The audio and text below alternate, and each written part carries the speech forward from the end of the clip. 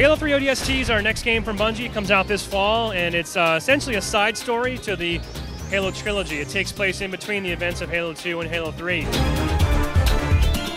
biggest change now is you're not Master Chief, you're actually a whole new hero. You're an orbital drop shock trooper, and you and your squad mates are dropped into the city of New Mombasa after the Covenant have already arrived. And over the course of the game, your mission is to try to piece together clues about where your squad mates have ended up, what's happening in the city, and hopefully try and turn the tide of the battle against the Covenant. Today we're showing off our new cooperative gameplay mode. It's called Firefight. It's for up to 4 players over Xbox Live or System Link. Really, it kind of boils down the essence of the Halo gameplay experience. It's you and your buddies diving right into combat, and the goal is to try and outlast and survive and rack up high scores, achievements, and bragging rights. A couple cool twists about this, though, is that we have the skulls that are back from Halo 3. These are gameplay modifiers that, as you get further along in Firefight, they'll turn on automatically.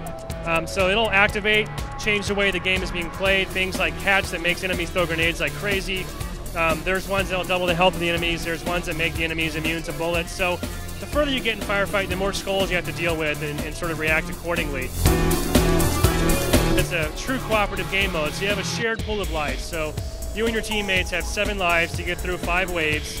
It really pays to work together. If you happen to get through 5 waves, you'll get new lives replenished back to you. And all the enemies you fight along the way are pretty much random, so you never know what you're going to get. The exception being at the 5th wave, all the time you're going to get a couple of the big brute chieftain guys to come in, and if you can happen to beat them, the game will reward you with some extra points, more ammo, more lives. A new skull turns on, and you keep going again. So there's really no end to Firefight. ODST has a couple different takes on the game series compared to prior games.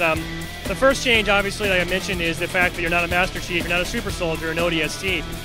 There's a couple nuances that this presents to the players. You can't dual wield, you run a little bit slower, you jump a little bit lower, and you don't have a recharging shield anymore. So what that means in gameplay is you have to be a little bit more methodical in how you engage enemies, because you can't just charge in and know you're going to win. You have to kind of back off and pick and choose your battles.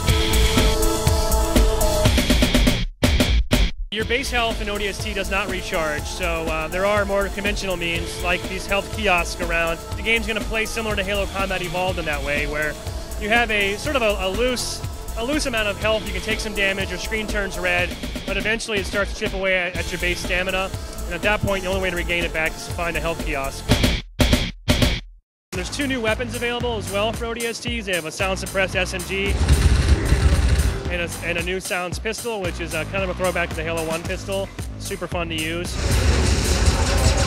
One of the other big changes to the gameplay, though, is the narrative structure. So it's no longer a big linear sort of space opera like the prior Halo games. This is a more open-ended game. There's a primary sort of overworld, a hub, if you will. That's the city of New Mombasa. It's a big, sprawling, wide-open environment.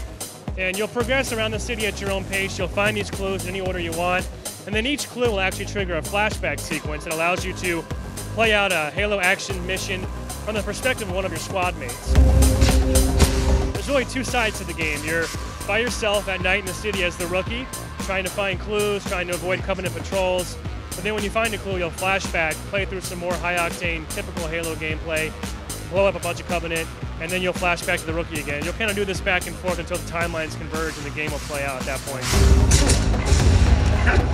There's also a whole second disc included in the box. It's the Halo 3 Complete Multiplayer Collection. It's got 24 total maps, 3 of which are brand new, not available anywhere else. That's a standalone disc, so all the maps we released on Xbox Live over the past 2 years will be available. One little convenient disc.